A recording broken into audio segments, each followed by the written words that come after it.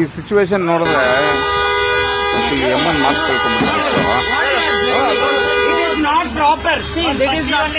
He came only side only.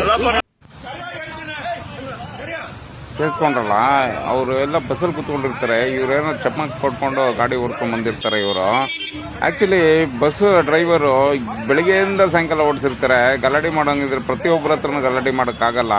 ಇವನು ನಿಜವಾಗ್ಲೂ ಏನೋ ಚಮಕ್ ಕೊಟ್ಟಿದ್ದಾನೆ ಟೆಂಪೋವನ್ನು, ಹಾಗಾಗಿ ಒಂದು ರೊಚ್ಚಿಗೆದ್ದು ಆಚೆ ಬಂದು ನಿಂತ್ಕೊಂಡು ತುಂಬ ಇದು ಮಾಡ್ತಿದ್ದಾರೆ. ಈ ಥರ ಏನಾದರೂ ಹೆಚ್ಚು ಕಮ್ಮಿ ಆಗಿ ಆಕ್ಸಿಡೆಂಟ್ ಆದರೆ ಯಾವ ರೀತಿ ಆಗ್ಬೋದು, ಅವ್ರಿಗೂ ಪ್ರಾಬ್ಲಮ್ ಇವ್ರಿಗೂ ಪ್ರಾಬ್ಲಮ್ ಅನ್ನೋದು ಒಂದು ಕೋಪ ಬಂದುಬಿಟ್ಟಿರುತ್ತೆ ಇವ್ರಿಗೆ, ಡ್ರೈವರ್ಗೆ. ಹಾಗಾಗಿ ಇಳಿದು ಬಂದು ಫುಲ್ ಅಡ್ಡ ಹಾಕ್ಕೊಂಡು ಗಲಾಟೆ ಮಾಡ್ತಾ ಇದ್ದಾರೆ ಅನಿಸುತ್ತೆ. ಕರೆಕ್ಟ್ ಆಗುತ್ತೆ ಸ್ನೇಹಿತರೆ. ಈಗ ಸುಮ್ಮನೆ ಬಂದ್ಬಿಟ್ಟು ನಾವು ಯಾರಾದರೂ ಬಂದ್ಬಿಟ್ಟು ಆಚೆ ಕಡೆ ಬಂದು ನಿಂತ್ಕೊಂಡು ಗಲಾಟೆ ಮಾಡೋಕ್ಕಾಗುತ್ತಾ? ಯಾಕಂದರೆ ಈ ಡ್ರೈವರು KSRTC BMTC ಡ್ರೈವರ್ಗಳು ಬೆಳಗ್ಗೆಯಿಂದ ಸಾಯಂಕಾಲ ಓಡ್ತಾ ಇರ್ತಾರೆ. ಎಲ್ರಿಗೂ ಹಂಗೆ ಮಾಡೋಕ್ಕಾಗಲ್ಲ. ಕರೆಕ್ಟ್ ಅಲ್ವಾ?